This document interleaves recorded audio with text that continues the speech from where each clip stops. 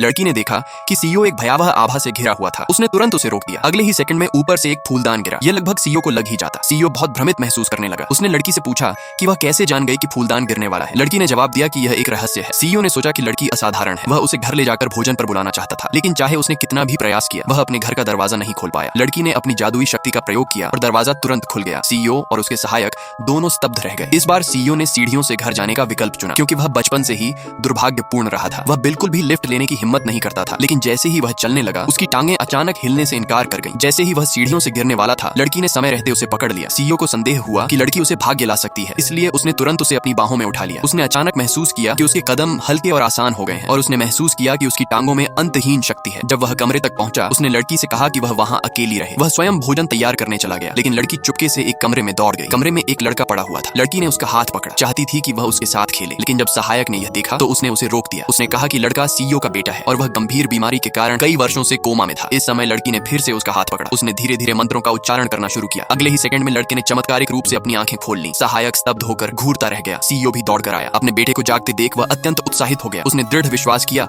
कि लड़की उसे भाग्य ला सकती है। जब उसे पता चला कि लड़की अनाथ है, उसने तुरंत अपने सहायक से कहा कि गोद लेने की प्रक्रियाएं पूरी की जाए। जब सहायक वापस आया तो उसने एक प्राचीन मूल्यांकन का निमंत्रण लाया। क्योंकि सीईओ बचपन से ही दुर्भाग्यपूर्ण रहा था, वह हर साल मूल्यांकन मेले में बहुत पैसा खो देता था। इस समय लड़की आई और उसने उससे पूछी कि वह उसके साथ जाना चाहती है। सीईओ ने उसे ले जाने की अनुमति दे दी, बस एक बार आजमाने के लिए। लेकिन जैसे ही लड़की स्थल पर पहुंची, उसने देखा कि एक महंगा जेडाइट एक कोने में रखी चट्टान के अंदर छुपा हुआ था।